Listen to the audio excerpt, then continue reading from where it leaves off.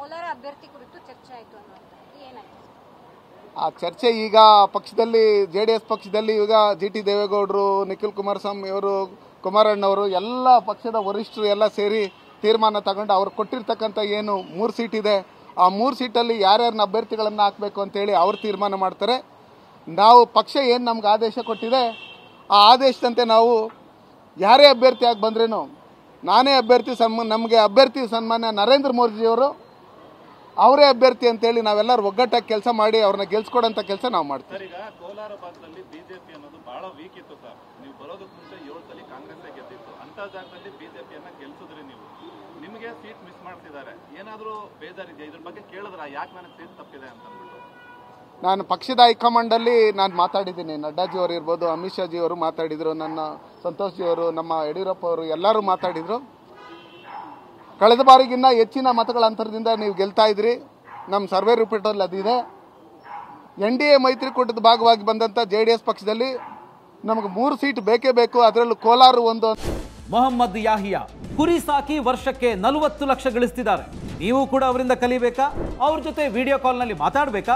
ಈಗಲೇ freedom app download ಮಾಡಿ ಅಂತ ಹೇಳಿದಂಥ ಸಂದರ್ಭದಲ್ಲಿ ನಾವು ಬಿಡಬೇಕಾಯಿತು. ಪಕ್ಷ ಯಾವುದೇ ಕಾರಣಕ್ಕೂ ನಿಮ್ಮನ್ನು ಕೈ ಬಿಡಲ್ಲ, ನಿಮಗೆ ಸೂಕ್ತವಾದಂಥ ಸ್ಥಾನಮಾನ ಕೊಟ್ಟು ಅದೇ ಗೌರವ ಕೊಟ್ಟು ನಾವು ನಡೆಸ್ಕೊಂತೀರಿ ಅಂತ ಹೇಳಿರೋದ್ರಿಂದ ನನ್ನನ್ನು ಸಾಮಾನ್ಯ ಬೆಂಗಳೂರಿನಲ್ಲಿ ಒಂದು ಕಾರ್ಪೊರೇಟರ್ ಆಗಿದ್ದಂಥವನ್ನ ಕರ್ಕೊಂಡೋಗಿ ನಮ್ಮ ಕೋಲಾರ ಲೋಕಸಭಾ ಕ್ಷೇತ್ರದ ಜನತೆ, ದೇಶಭಕ್ತರು, ರಾಮ ಭಕ್ತರು, ನರೇಂದ್ರ ಮೋದಿಜಿ ಭಕ್ತರು 7 ಲಕ್ಷ ಓಟ್ಗಳು ಹಾಕಿ ನನ್ನನ್ನು ಗೆಲ್ಲಿಸಿ ಸಂಸದರನ್ನಾಗಿ ಮಾಡಿರ್ತಕ್ಕಂಥ ಕೀರ್ತಿ ಭಾರತೀಯ ಜನತಾ ಪಾರ್ಟಿಗೆ, ನಮ್ಮ ಜನಕ್ಕೆ ಸೇರಬೇಕು. ಹಂಗಿರ್ತಕ್ಕಂಥ ಸಂದರ್ಭದಲ್ಲಿ ನನಗೆ ವಹಿಸಿದೆ. ಪಕ್ಷ ನನಗೆ ಕೈ ಬಿಡಲ್ಲ, ನಮ್ಮ ಜನನೂ ನನ್ನ ಕೈ ಬಿಡಲ್ಲ. ನಾವೆಲ್ಲ ಒಗ್ಗಟ್ಟಾಗಿ ಕೆಲಸ ಮಾಡ್ತೀವಿ.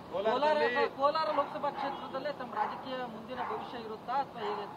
ಕೋಲಾರ ನನ್ನ ಕರ್ಮಭೂಮಿ. ಕೆಲವರು ಯಾರ್ಯಾರೋ ಸುಮ್ಮನೆ ಅವಾಗವಾಗ ಓಟ್ ಬರ್ತಾರೆ. ನಾನು ಹುಟ್ಟಿರ್ತಕ್ಕಂಥ ಜಾಗ ಕೋಲಾರ ಜಿಲ್ಲೆ ಆಗಿರೋದ್ರಿಂದ ನಾನು ಬದುಕಿದ್ರೇನೂ ಅಲ್ಲೇ, ಸತ್ರೂ ಅಲ್ಲೇ. ನಮ್ಮ ಜನಗಳ ಜೊತೆಲೇ ಇರ್ತೀನಿ. ಎಲ್ಲೇ ಹಿಂದುತ್ವದ ವಿರುದ್ಧವಾಗಿ, ದೇಶದ ವಿರುದ್ಧವಾಗಿ ಯಾರೇ ಮಾತಾಡಿದ್ರೇನು ಅದು ವಿರುದ್ಧ ನಮ್ಮ ಪಕ್ಷದ ಕಾರ್ಯಕರ್ತರಿಗೆ ತೊಂದರೆ ಕೊಡೋಂಥ ಕೆಲಸ ಮಾಡಿದರೆ ಅದನ್ನು ಎದುರಿಸೋಂಥ ಶಕ್ತಿ ಭಗವಂತ ನಮ್ಮ ಮುಖಂಡರುಗಳು ಕೊಟ್ಟಿರೋದ್ರಿಂದ ನಾವು ಅದನ್ನು ಎದುರಿಸ್ತೀವಿ.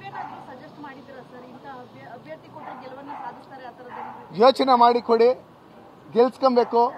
ಗೆಲ್ಲಂಥ ಅಭ್ಯರ್ಥಿ ಕೊಟ್ಟರೆ ಅವ್ರೊಂದು 50% ಇದ್ರೆ ಇನ್ನೊಂದು 50% ನಾವು ಎಫರ್ಟ್ ಹಾಕಿ ನಾವು ಗೆಲ್ಲಿಸ್ತೀರಿ ಅಂತ ಹೇಳ್ಬಿಟ್ಟು ಹೇಳಿದಿರಿ. ಅವರು ಒಳ್ಳೆ ನಿರ್ಧಾರ ತಗೊಂತಾರೆ ಅಂತ ಹೇಳ್ಬಿಟ್ಟು